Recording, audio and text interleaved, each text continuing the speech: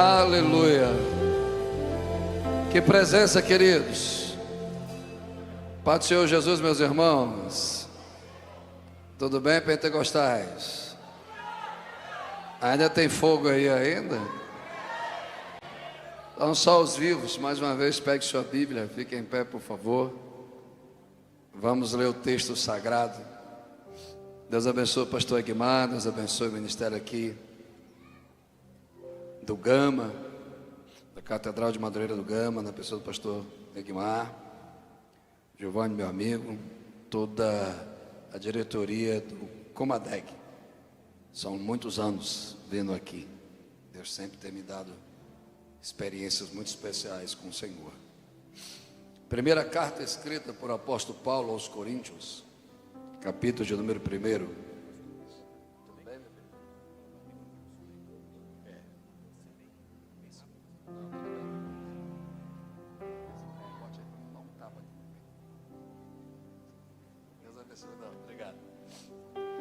Primeira carta aos Coríntios, capítulo 1.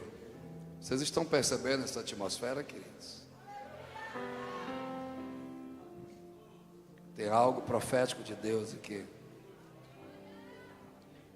Capítulo de número 1 da primeira epístola aos Coríntios, versículo 18 ao versículo de número 18 ao versículo de número 24. E depois o versículo de número 26 e 27.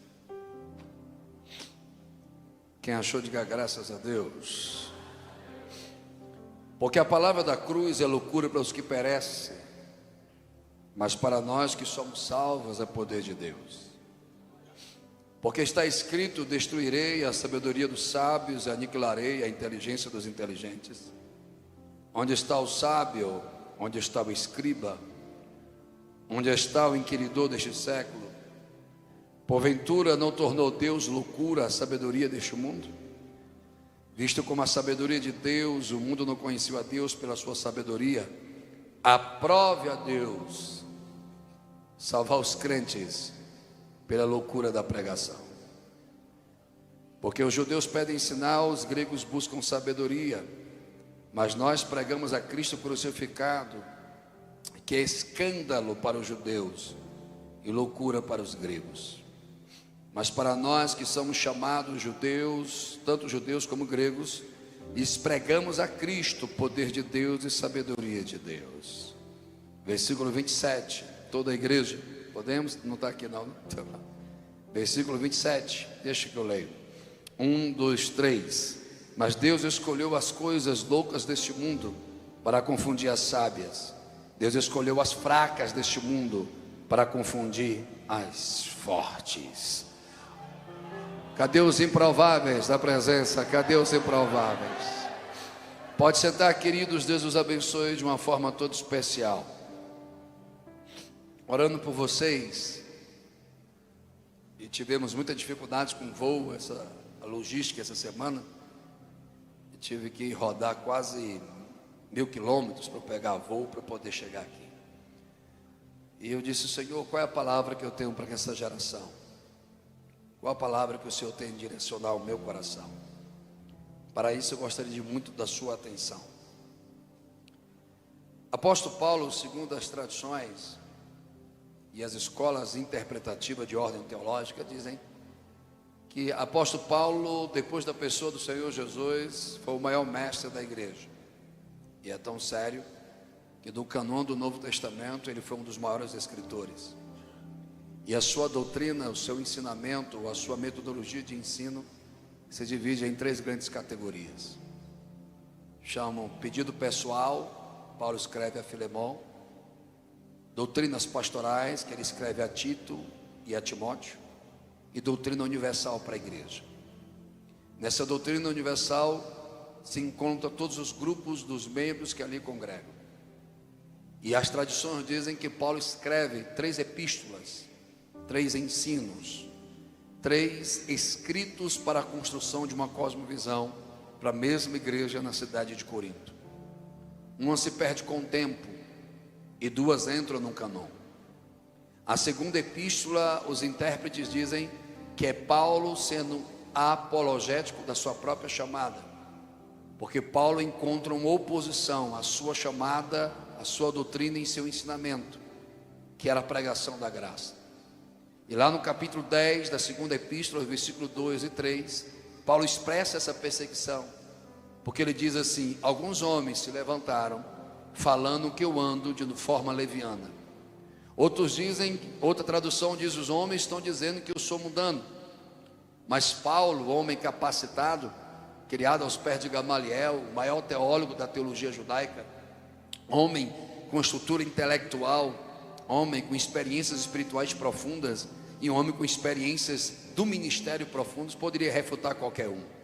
Para você ter uma ideia, Paulo tinha formação jurídica tanto na teocracia judaica como na jurisprudência romana. Mas Paulo resolve dizer assim: ei, as armas da minha milícia não são carnais. O que ele quer dizer? Eu não vou usar o meu mérito, vai pegando, e nem a minha meritocracia que eu tenho para me defender.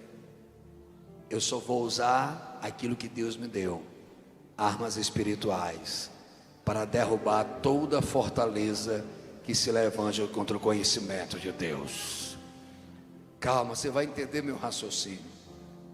Se Paulo está em uma defesa do seu apostolado, na segunda epístola, é porque na primeira ele identifica uma causa. Eu sei que vocês são jovens, adolescentes, mas eu sou um pregador que nunca subestima a capacidade de entendimento e de inteligência de quem me ouve. A primeira epístola, Paulo diz no capítulo 1, versículos 7, 8 e 9, ele demonstra no escrito a intencionalidade de escrever aquela carta. E ele diz: eu estou vos escrevendo, amados irmãos, em Corinto, para que em vós haja o mesmo sentimento, mesmo propósito, mesmo entendimento. Mas eu soube pela família de Cloé que há divisão no meio de vós. Então, a oposição que Paulo vive no capítulo 10 da segunda epístola, ela é causada por uma divisão do capítulo 1 da primeira epístola. Você vai pegar. E essa divisão vem quando o próprio Paulo diz: Deus não chamou muitos sábios, fortes, ricos e poderosos. Ou seja, o contexto do plano histórico dessa epístola diz que dentro da igreja, na cidade de Corinto, havia pessoas que queriam ser chamadas, vocacionadas pelo seu mérito, pelo seu currículo, pelo que eles tinham de capacidade. E olhando para o currículo de Paulo, Giovanni, eu fico me perguntando, Aline e Mainara, quem era o louco para debater com Paulo? Mas Paulo renuncia ao currículo e apresenta uma mensagem. E essa mensagem não é para quem é serafim de 6 asas. Essa mensagem não é para super crente, para super obreiros, para as pessoas que já estão no terceiro céu. Não. Essa mensagem confronta o sistema da meritocracia intelectual e o sistema da meritocracia religiosa. Pois Paulo diz assim: ei, Coríntios, porque a palavra da cruz é loucura para os que perecem, mas para nós que somos salvos é poder de Deus. Pensa comigo, olha para cá, chegado. Numa lógica de interpretação da lógica humana, a cruz não é algo de exaltação. Na lógica do mérito da filosofia grega e da vocação de adoração ao politeísmo grego de todos os deuses, os deuses Zeus, Ares, Afrodites, toda a mitologia grega dizia que a criatura tinha que ser aprovado pelo Criador, oferecendo a ele o melhor. Então, os deuses, na ótica grega, só escolhia os melhores. Na ótica da escola filosófica de Atenas e nos discursos do Areópago, entre os etíopes e outra filosofia, dizia: é os melhores. Para os romanos, só quem tinha força política e militar podia ser escolhido por César, a divindade terrena. Alguém já vai pegar. Mas para os judeus só poderia ser escolhido quem fosse e cumprisse todo o ritual. Aí Paulo vem, encontra uma igreja cheia de dono. O político dono, o rico dono, o intelectual dono, aqueles que se achavam a última rapadura do Ceará, aqueles que se dizem: eu sou a última Coca-Cola do deserto. É eu que tenho que ser usado. Na teologia do coach é apresentado o seu currículo. Na teologia do Calvário é apresentado suas misérias. No culto antropocentrista é apresentado as suas qualidades. No culto que Cristo é o centro, é apresentada a sua necessidade de perdão. No culto do entretenimento, é apresentado os talentos para te alegrar. No culto da cruz do Calvário, é te apresentando razões para você ser santo. No culto do emocionalismo, o sentir é mais importante. No culto do Calvário, o acreditar é mais importante. Hoje, eu quero ministrar em 30 minutos para uma geração.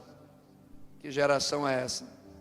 Os improváveis que são revelados pela cruz. Escola Bíblica Dominical gerou no coração de alguém. Vou repetir. Eu quero apresentar uma mensagem que revela os improváveis através da cruz. Pegue na mão de alguém, balance, vê se ele se conecta e diga: sem cruz. Vamos, você é vivo, você é sadio, diga: sem cruz. Não tem Pentecoste. Não tem. Não. E se essa geração de adolescentes e essa geração de jovens que estão nessa tarde do dia 16, é 16 hoje que eu estou perdido no tempo? De fevereiro, às 16h07, se você não entendeu o que a cruz de Cristo representa,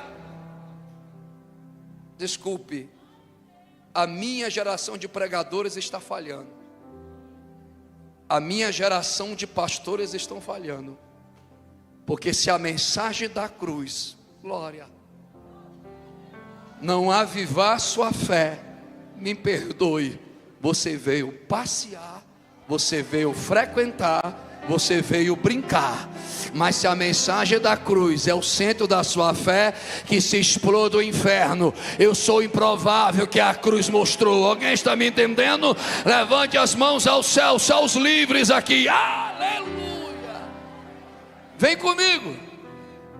Paulo diz que a mensagem da cruz é loucura para os que perecem. E Paulo está direcionando os causadores de divisão na igreja, que eram os gregos e os judeus que queriam mérito. Porque naquela época, me dê sua atenção, quando Jesus é crucificado, é colocado a placa do seu crime: aqui jaz o rei dos judeus. Alguém está aí? E as 3 portas de influência na época, que podemos dizer os influentes da época, era filosofia grega, era a força militar política romana e era a ortodoxia judaica.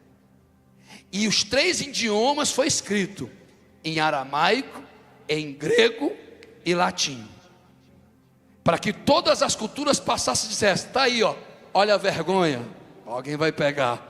Olha a humilhação. Como é que nós podemos reconhecer um homem que está crucificado? Como é que esse homem pode ser rei? Mas aí, velho, que é o top. Nenhum filósofo e nenhuma escola filosófica grega muda a essência caída da natureza humana. Nenhum poder militar, político, estatal muda a natureza humana. Nenhuma regra religiosa muda a natureza humana. Mas disse Jesus, alguém vai reagir? Quando os gregos vão atrás dele, no capítulo 12 de João, eu sinto o Senhor, ele diz assim: é necessário o trigo cair na terra e morrer, e quando este trigo cair na terra e morrer, ele vai multiplicar. Jesus está dizendo: o meu sangue será semente de vida, e o meu sangue será semente de multiplicação. Quem é espiritual já está pegando, e ele diz: e é chegada a hora do príncipe deste mundo ser julgado. E disse Jesus: e eu, quando eu for levantado, eu vou atrair não os melhores, não os fortes, não os sábios, não os que têm mérito dos homens. Eu vou atrair um menino ansioso, eu vou atrair uma menina cheia de complexidade, eu vou atrair um moço que é julgado pela cor da sua pele, eu vou atrair um moço que é julgado pela sua família e pelo endereço onde ele mora. Eu vou atrair alguém que ninguém acredita, eu vou atrair alguém que diz: esse não tem jeito. Mas na hora que ele entender que a mensagem da cruz não é fracasso, a mensagem da cruz é poder de Deus, ele não vai sair deste culto hoje da mesma maneira, porque a mensagem da cruz ainda é poder de Deus. Quem acredita nisso, me ajude a adorar. Cadê os improváveis aqui?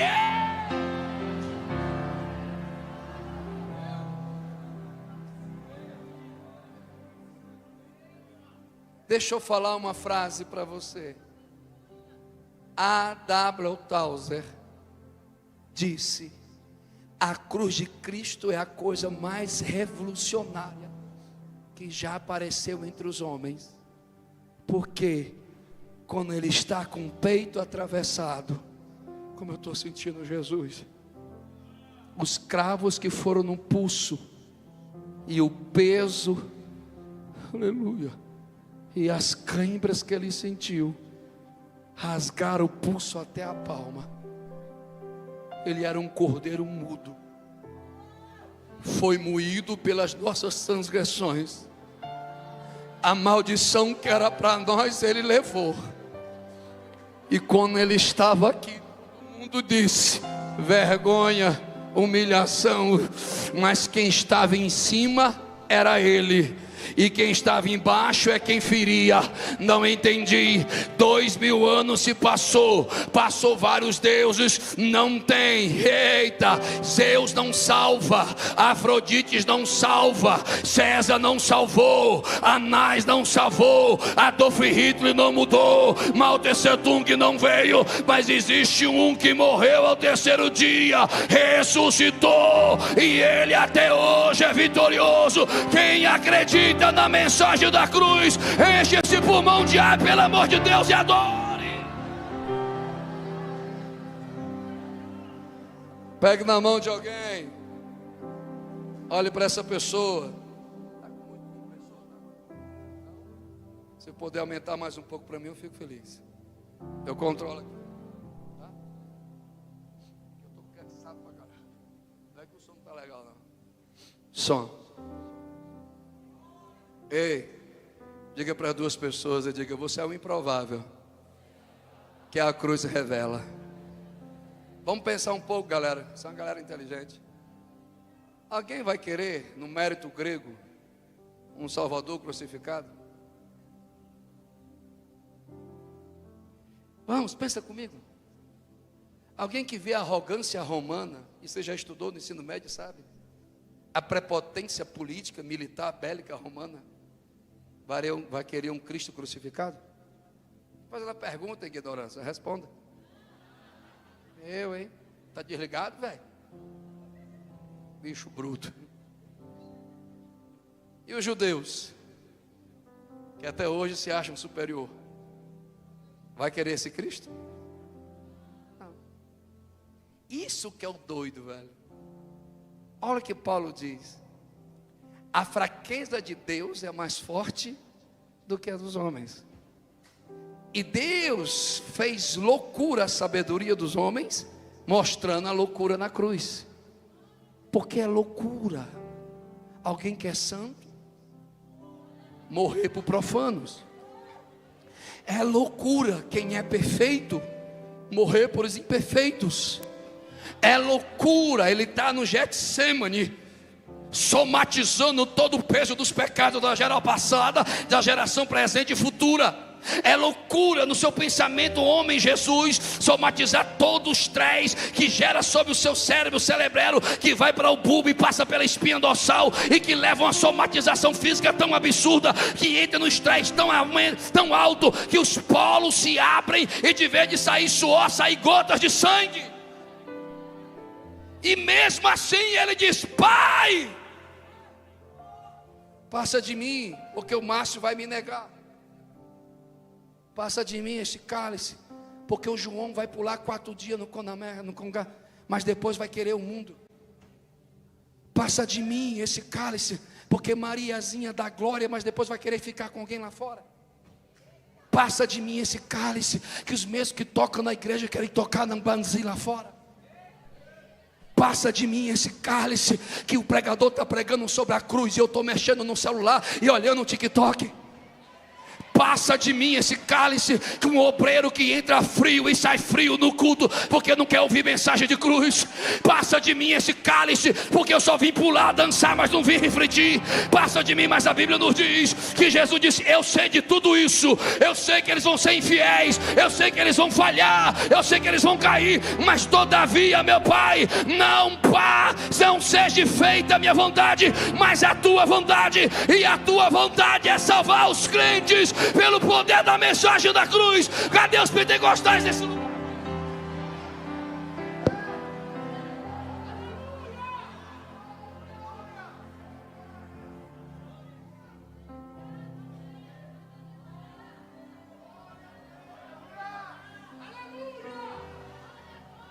Não entendeu, chegado? Ainda não compreendeu? É porque você acha que você merece o céu. É porque você acha que merece a graça. Estou cansado, chegado, de pregar desde 1998 e tentar convencer pessoas que eles não merecem nada. E culto não é para ele, e culto não é do gosto dele. O culto é a maneira que Deus quer se manifestar, da forma que Ele quer se manifestar, porque o culto é para Ele, e a glória é para Ele, o louvor é para Ele. Mas nessa eu vou...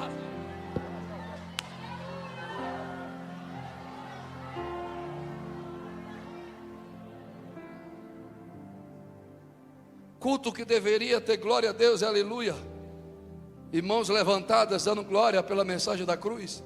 Aqui não, graças a Deus, mas tem lugar que isso aqui é mais levantado do que um glória.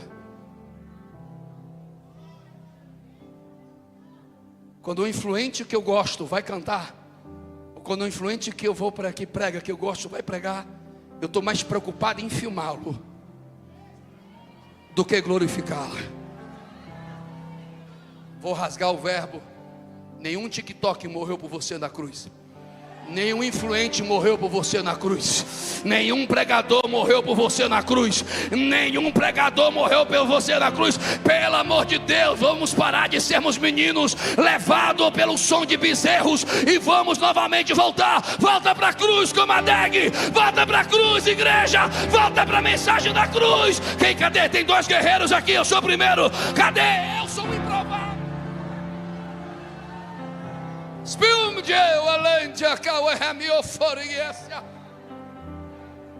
Já vou sintetizar. Acho que essa mensagem não está muito pesada. Vamos parar aqui, né? Tá de boa? Porque tem uma galera que está me dando medo. Dá um sorriso aí, por favor. Tá vendo ali, ó? Tá, o Flamengo ganhou do Botafogo.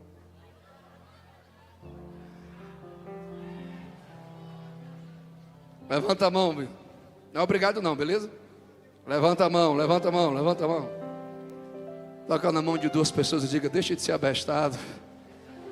Ninguém pode desfazer o sacrifício da cruz. Você é dele, meu irmão. Você é dela, meu irmão. Quem vai envergonhar as trevas dessa tarde? Quem vai celebrar o Cristo que morreu por você e ressuscitou?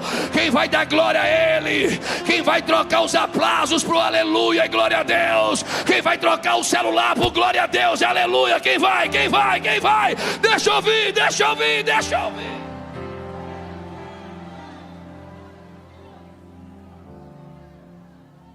Repita após mim, por gentileza. A cruz não foi um acidente.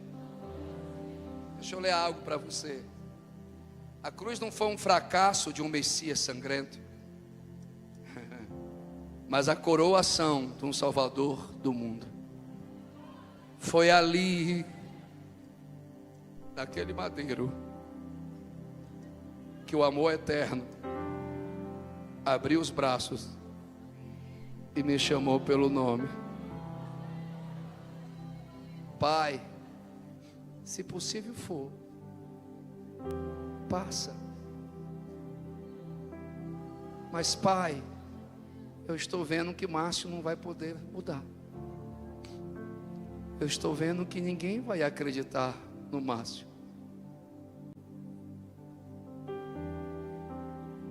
Pai, eu estou vendo que o Francisco, arrodeado das drogas e da miséria econômica, não pode mudar.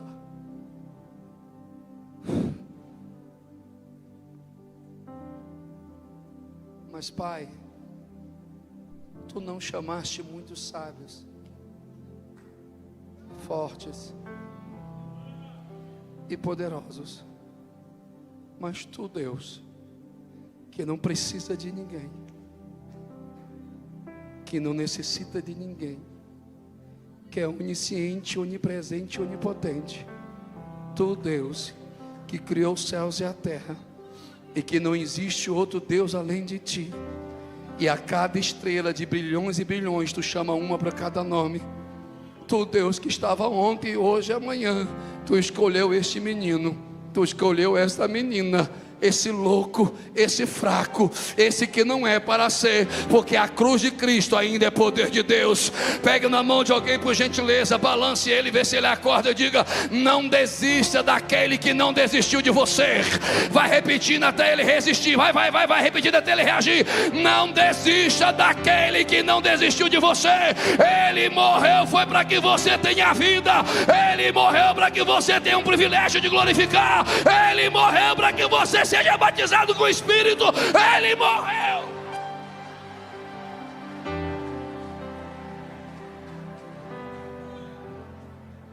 Deixa eu abordar 3 princípios, porque a cruz revela os improváveis. Posso? Sim ou não? Tem certeza? Eu estou com fome.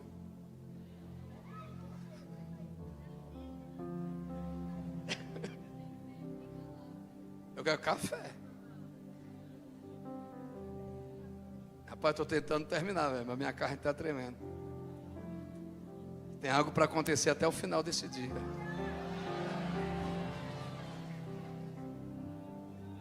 Amando e restia. As batalhas espirituais que esta casa viveu nos últimos 2 meses antes dessa festa, as doenças que se multiplicaram, os que desistiram e os que traíram, alguns desejam que essa festa esteja fracassada, mas o meu Deus está me possuindo para dizer: tem um povo na brecha, ainda ter remanescente. Levante a mão comigo por gentileza e diga: eu sou o improvável que a cruz revela, pois a cruz revela um preço que eu não tinha valor.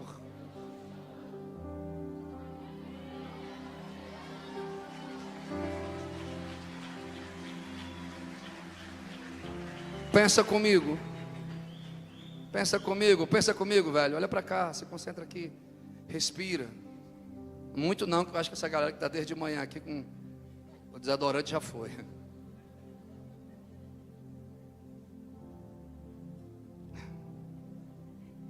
Não se iluda, filhos. As pessoas vão te medir pelo que você tem e pelo que você oferece. O ser humano usa o outro como um copo descartável. Enquanto você tem utilidade, você vale alguma coisa.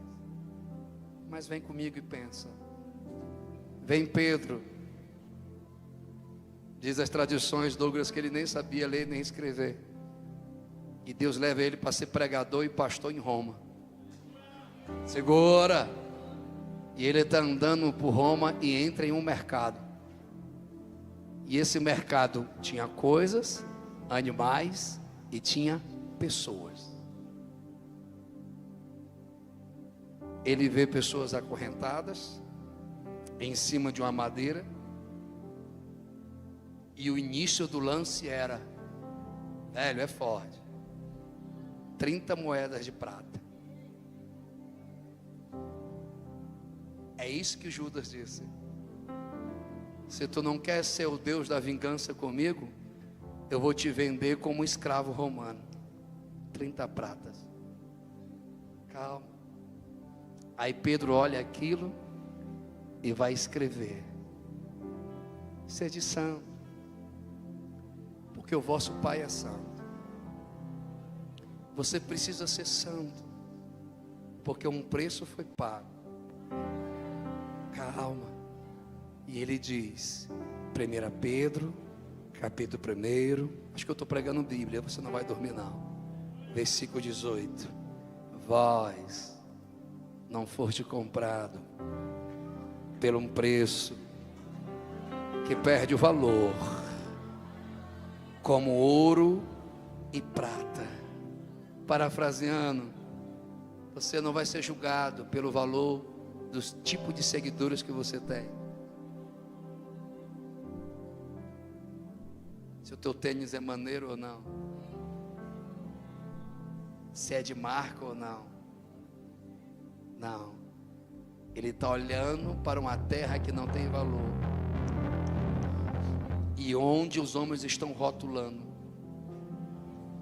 Mas Pedro vai dizer, aleluia, mas alguém escolheu comprar alguém por um alto preço, pois o ouro e a prata, aleluia, perde o valor, mas o preço que foi pago na cruz, alguém vai vir comigo, que é o sangue de Jesus Cristo.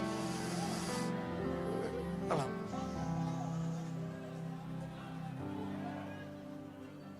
Vós não foste comprado pela opinião filosófica, pelo mercado de escravos. Vós não foste rotulado pelas opiniões humanas. O selo que há na sua alma é um selo de um preço que ninguém pode pagar, porque já foi pago na cruz do Calvário. O sangue de Jesus é o preço da sua alma. O sangue de... Então,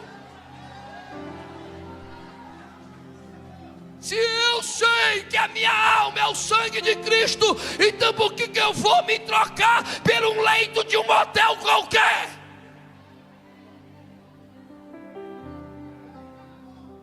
Se eu sei que o valor da minha alma, por que eu vou mostrar o meu corpo da vitrine dos homens, mostrando o valor que eu tenho pelas curtidas que eu recebo?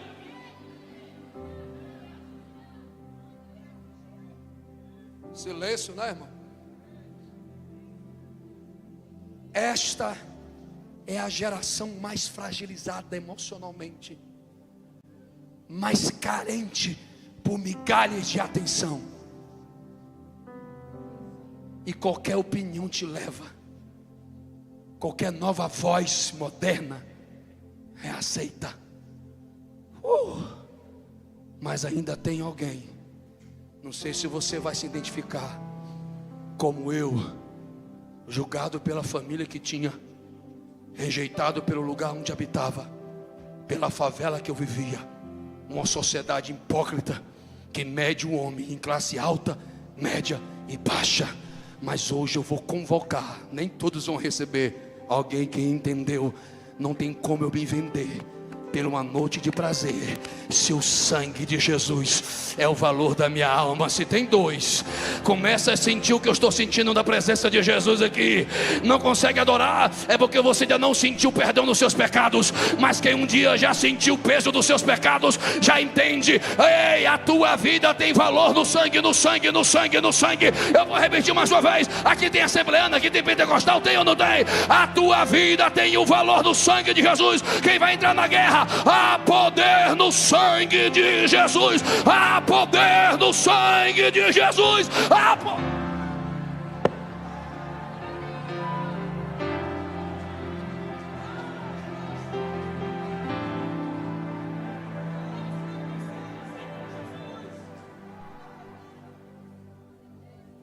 Não está compreendendo?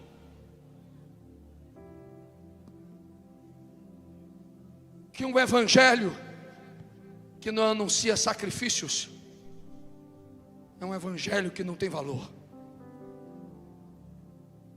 Se a cruz que mostra que os improváveis são resgatados por um preço alto não te comove, me perdoe, nada vai te mudar.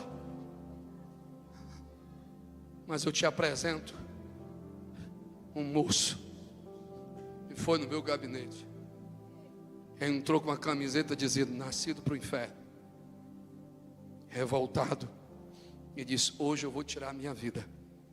Eu olhei nos olhos: por quê, filho? Meu pai me abandonou, minha mãe é dependente químico e me entregou, já passei por 5 instituições e ouvi de todos: esse não tem jeito. Mas eu estava passando em frente a esse templo e lhe vi pregando, e o senhor dizia: Deus ama os improváveis. E o senhor pregava: Deus é especialista de dar valor a quem não tem valor. Eu tenho um jeito. Olhei nos olhos daquele moço e disse: não vou lhe falar nada. E o que você tem para fazer para mim? Só vem me dar um abraço. Mas como assim, velho? Que abraço é esse? Você vai entender depois que eu lhe abraçar.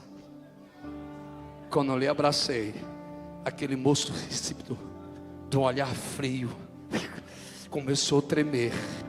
E a criança rejeitada dentro começou a chorar fora. Ele cai de joelho, aceita Jesus, e Jesus batiza ele com o Espírito Santo. Se tiver dois que acreditam que vale a pena ser santo pelo preço que foi pago, eu sou o primeiro. Levante as suas 2 mãos ao céu e por 1 minuto, pelo amor de Deus, mude esse ambiente agora. Quem tem o valor do sangue de Jesus vai reagir. Quem tem o valor.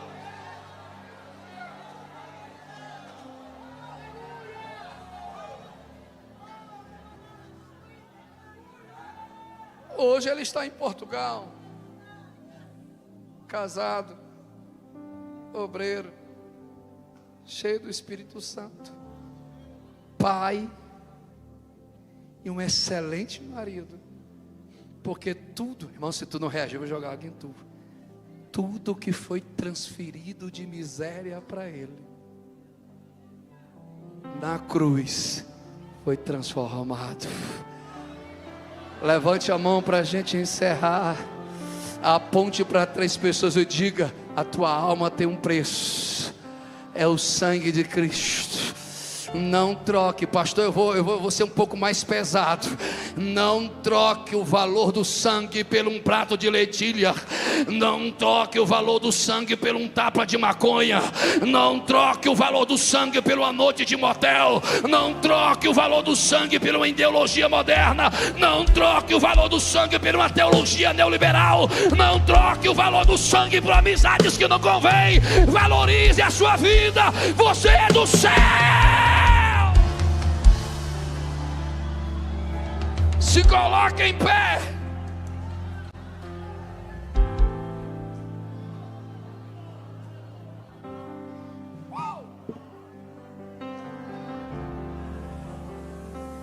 Levante as 2 mãos e entre na atmosfera profética. Diga: a cruz. Vamos, a cruz revela os improváveis, porque Cristo escolheu quem não é para ser através do sangue de Jesus. Cadê a semente do sangue? Quem é semente do sangue vai recebendo, seja cheio. É mandou que na sábado agora e bibarabanduri a dar sábado. Cadê a Carolzinha? Oh, vem cá, guria. Ah, com saudade de adorar contigo, velho. Deus te abençoe, cabeção. Cadê o Lidão? Aí, velho, tá magrinho. Escandaliza não, irmão. Carolzinha lá na igreja. Não vou entrar de idade não. Eu tô me sentindo velho já, velho. Ontem chegaram no aeroporto, me abraçaram e disseram assim: seu pastor Antônio Márcio. Eu digo: eu ainda não tinha tomado café, velho. A minha bateria social estava 0. Ele olhou para mim: pastor. E eu lutando para sorrir. Velho, 6:30 da manhã, velho. Sem café. Vocês não entendem o que é isso não. Só os 40 a mais vai entender. Cadê os 40 a mais? E os 40 a mais andam com uma bolsinha de pirona.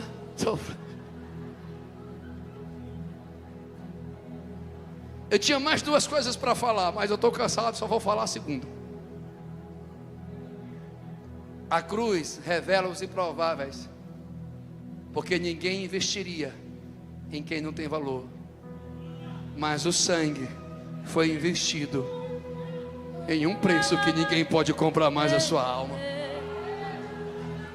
Ele diz assim: pastor, o senhor não me conhece? Eu digo: não, mas eu vou lhe dizer. Rapaz, eu me senti tão velho nesse dia, velho, mas alegre. Eu aceitei Jesus com uma pregação sua lá em Santa Maria. Eu digo: é mesmo.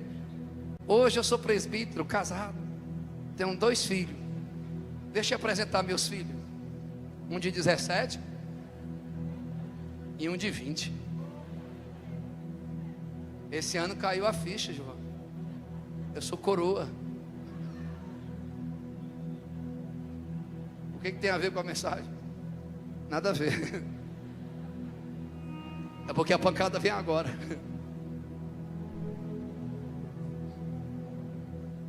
Os improváveis não são atraídos pela mensagem grega da meritocracia dos deuses. Os improváveis não são atraídos pela mensagem romana que o ter é mais importante do que o ser. Os improváveis não são atraídos pela mensagem da ortodoxia grega, judaica, que o tradicionalismo é mais importante do que a adoração e a fé. Os improváveis